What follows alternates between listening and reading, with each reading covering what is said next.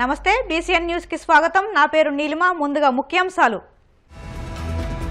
Chandragiri TDP MLA అభ్యర్థి పులివర్తి నాని వ్యాఖ్యలపై MLA Chevireddy fire. దాడుల సంస్కృతి నాది కాదంటూ స్పష్టం.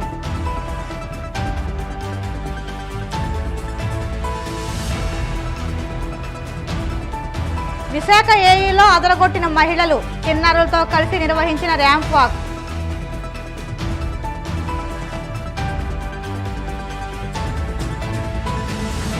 పశ్చిమ బెంగాల్ను వణికిస్తున్న రేమాల్ తుఫాన్. ఈ రోజు అర్ధరాత్రిలోపు తుఫాన్ తీరం దాటే అవకాశం.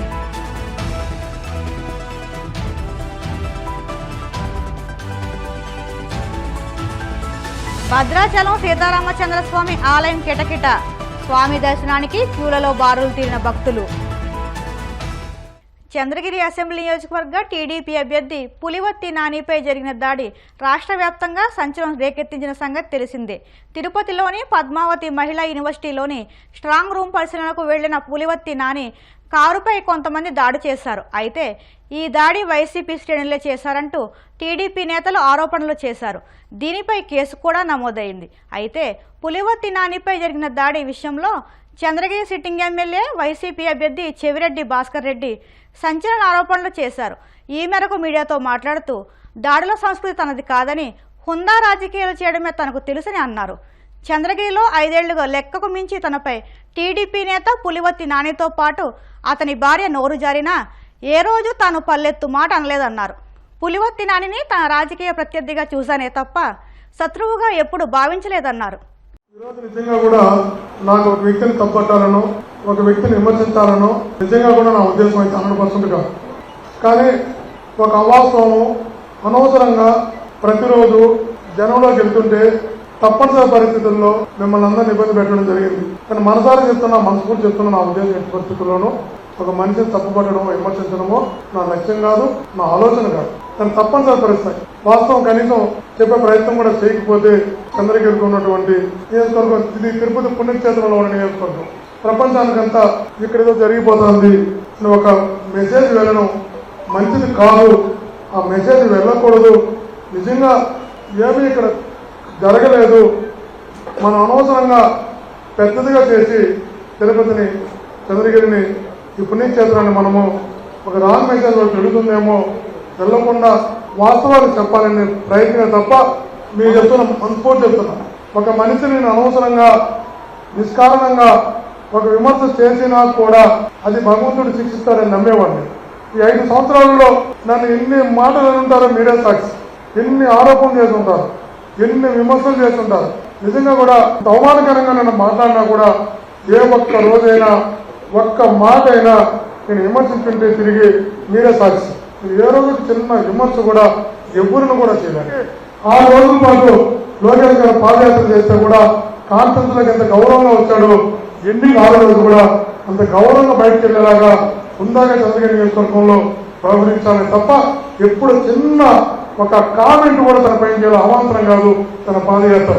భువనేశ్వర్ గారు, శ్రీమతి చంద్రబాబు గారు ఇక్కడికి వచ్చినప్పుడు కూడా 3-4 రోజులు ఇక్కడ ఉంటే 3-4 రోజులు అధికారులు కూడా చెప్పి ఈ నియోజకవర్గానికి కోడలుగా వచ్చింది, వెళ్ళేంత వరకు గౌరవంగా చూసుకోవాలని చెప్తారు. చివరికి వరదలు వచ్చి చంద్రబాబు గారు రాయలసీమకు వచ్చినప్పుడు గౌరవంగా లేదు నమస్కరించాలే తప్ప నేను కామెంట్ కూడా చేయలేదు. మీరు చెప్పండి, 5 సంవత్సరాల్లో భాస్కర్ రెడ్డి అనే వ్యక్తి పలానా ప్రెస్ మీట్ పెట్టి నాని గారిని కానీ, శ్రీమతి నాని గారిని కానీ నేను ఎప్పుడు నాకు మాట్లాడితే చెప్పండి. నేను ఎప్పుడు అనను. నా పని ఏదో నేను చేసుకుంటూ పోతున్నా, నా లక్ష్యం ఏదో, నా బాధ్యతలు ఏదో, నా బాధ్యతల వైపు నేను పరిగెడుతున్నా. విమర్శ చేయడం కాదు. 5 సంవత్సరాల్లో శ్రీమతి నాని గారు కానీ, వాళ్ళ నాని గారు కానీ, వాళ్ళ కుటుంబ సభ్యులపైన ఎప్పుడైనా ఒక చిన్న కేసు 5 సంవత్సరాలు నమోదైంది చెప్పండి. నాన్నగారు స్వయంగా నా సొంత భావార్థిని కొట్టాడు. నా సొంత భావార్థిని మా భార్యకి అన్నను కొడితే, మా జనరల్గా భార్యకి అన్నం కొట్టినప్పుడు భార్య జనరల్ ఒప్పుకోదు. నా భార్యని కన్విన్స్ చేస్తున్న ఉద్యోగబాబుని పోతగాలు మనం వద్దు వాడు పాపను పోతాడు వద్దని చెప్పి వదిలేడు. నాన్నగారు కొట్టలేదని చెప్పండి. నా భావార్థం కొట్టలేదు, పబ్లిక్లో కొట్టాడు.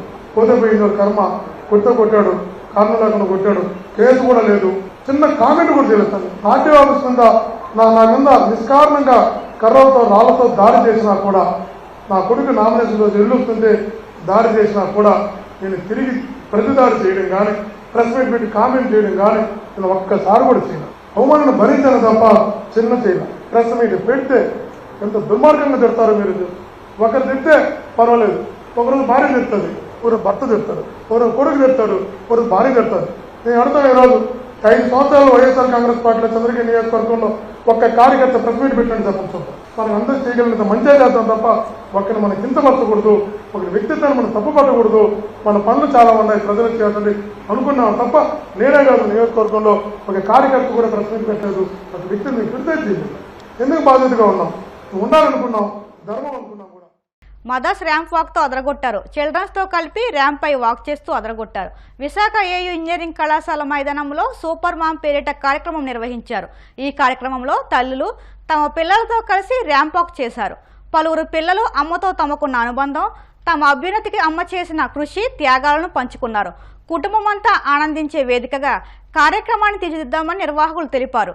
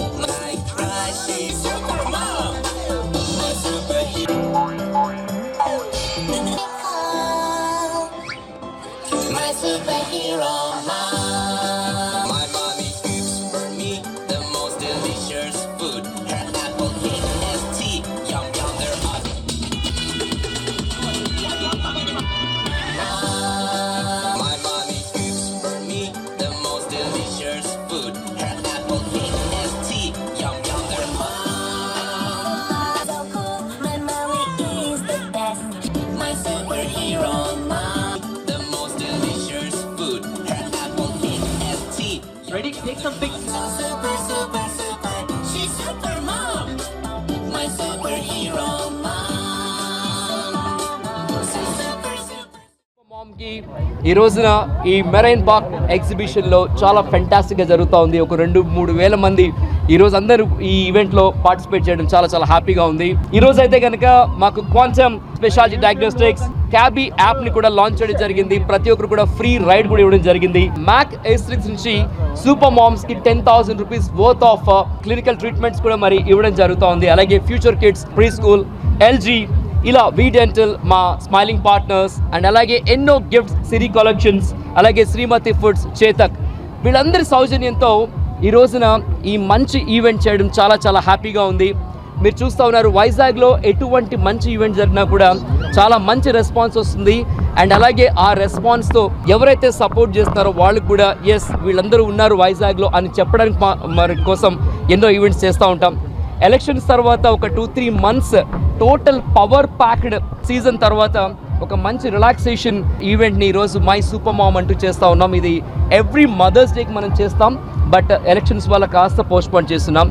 ఇంత చక్కటి ఈవెంట్కి ఎంతోమంది సపోర్ట్ చేసిన మా అందరు స్పాన్సర్స్ కూడా thank you very much. And అలాగే ముఖ్యంగా మేము ఏ ఈవెంట్ చేసినా కూడా ఇంతమంది ఈరోజు చూస్తే కనుక ర్యాంప్ వాక్లోనే మదర్స్ 120 మెంబర్స్ ఎన్రోల్ అయ్యి ఈరోజు వాక్ చేస్తూ ఉన్నారు.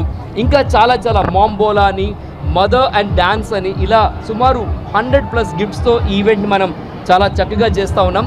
నెక్స్ట్ జూన్ 16న నాన్నకు ప్రేమతో అంటూ ఫాదర్స్ డే కూడా మరి చేస్తూ ఉన్నాం. ఎందుకంటే తల్లిదండ్రుల్ని ఏ సమాజం అయితే ప్రేమిస్తుందో, గౌరవిస్తుందో ఆ సమాజం ఎంతో అందంగా ఉంటుంది, ఆ సమాజం చాలా ప్రతిష్టాత్మకంగా జరుగుతుందని నమ్ముతూ ఉంటాము.